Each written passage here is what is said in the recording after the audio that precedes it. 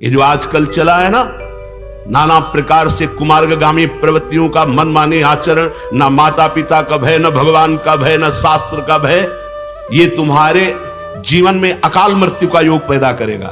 चाहे जो कुछ करो, चाहे जितने बड़े धनी हो, तुम्हारा हृदय जलेगा और तुम्हारी श्री नष्ट होगी, तुम्हारी कीर्ति नष्ट होगी। और एक दिन ऐसा आएगा कि तुम्हारे हाथ में कुछ नहीं लगेगा, कुछ नहीं लगेगा। मानव जीवन जो इतना दिव्य मिला था, उससे लाभ जो मिलना था, श्री सूरदास जी महाराज कृपा करके वर्णन कर रहे हैं। कितना भी भोग लो, किसी को आज तक ऐसा लगा हो कि मैं तृप्त हो गया।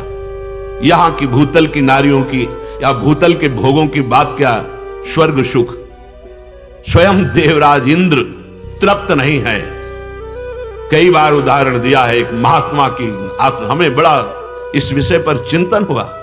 इतने ऐश्वर्य का स्वामी, इतनी अप्सराओं का स्वामी, और एक महात्मा के गृह में जाकर के वहां भ्रष्ट आचरण करता है, गौतम ऋषि के आश्रम में जाकर अहिल्या जी के साथ। क्या उदाहरण इससे मिला कि अगर प्रभुता है, देवराज इंद्र है, त्रिभुवनपति है, सब सुख है, लेकिन ये मायाकृत है, वो भी तृप्त नहीं है, तो औरों की बात क्या। चक्रवर्ती सम्राट महाराज पुररवा, जिनकी सेवा में भगवान नारायण की जंघा से प्रकट हुई उर्वशी जी आई, वो भी बावरा हो गया। पढ़ लो एकादश स्कंद में पुररवा का वैराग्य, बार बार धिक्कारते हैं, मुझे धिक्कार है, मैं चक्रवर्ती सम्राट अपने को कहता हूं, पर मैं लुट गया, कुछ हाथ नहीं लगा। किसको लगेगा? चक्रवर्ती सम्राट महाराज ययाति अपनी जवानी भोगी, अपने पुत्र की जवानी भोगी, क्या मिला? बाद में यही निर्णय लिखाया कि संपूर्ण संसार के भोग और समस्त विलासिता की सामग्री भगवत विमुख पुरुष को प्राप्त हो जाए, एक को, तो भी वो तृप्त नहीं हो सकता। क्यों? क्योंकि माया में है, दिखाई दे रहे हैं, संयोग हो रहा है, तुम्हें सुखानुभूति हो रही कामना के कारण, लेकिन होता तो तृप्ति मिल जाती। आज तक किसी को तृप्ति नहीं।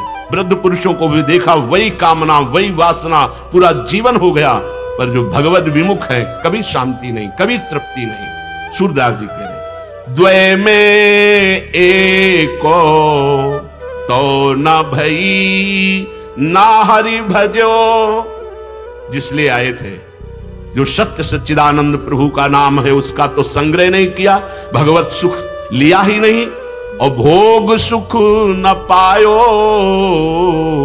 वृथा बिहाय गई। अंतिम समय पता चलेगा तुम्हें, ये जो पापाचरण किए जाते हैं, इनका जब हिसाब आएगा, तब केवल जलन, अशांति और सामने तुम्हारे दुर्गति होगी। अब क्या होगा? अब रामकृष्ण हरि बोलने की भी सामर्थ्य नहीं रह जाएगी। इसलिए मेरा जीवन दोनों जगह से खाली हो गया। सूरदास जी कह रहे, किनका? जिन्होंने पराई माताओं बहनों की तरफ काम दृष्टि से देखा, अमर्यादित भोग किए, नाना प्रकार की वासनाओं से हिंसा, चोरी आदि किया, उनके लिए कह रहे कि जिसलिए आए थे हरि का भजन तो किया नहीं और भोग सुख मिला नहीं। भोग सुख खूब खोज लो, खूब खोज लो, कुछ हाथ नहीं लगना। क्यों? क्योंकि सुख होता तो तृप्ति हो जाती। पूरा विश्व पशु पक्षी इसी में लगे हुए हैं। ये संपूर्ण त्रिभुवन को अपने अधीन करके रौंदने वाला काम है। इसलिए होश में, मानव जीवन परास्त होने के लिए नहीं मिला है, ये भगवत प्राप्ति के लिए मिला है। भगवान नाम जप और सत्संग के प्रभाव से हम हर विषय को सह सकते हैं, और सहकर ही जीता जाता है। भोग कर आज तक कोई नहीं जीता। इन विषयों पर विजय सहकर प्राप्त की जाती है।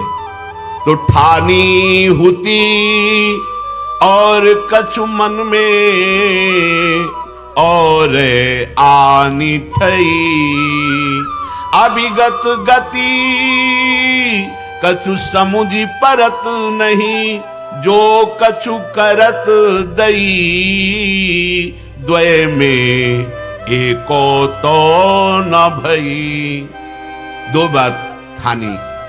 जब गर्भ में थे तो ठाना था कि एक बार मुझे मां के गर्भ से निकाल दिया जाए तो निरंतर भजन करूंगा और अपने जीवन को दुर्गति में नहीं जाने दूंगा। जब यहां जन्म हुआ, भूल गया अपना वो वादा, ठानी हुती और कछु मन में, अब और आन ठई।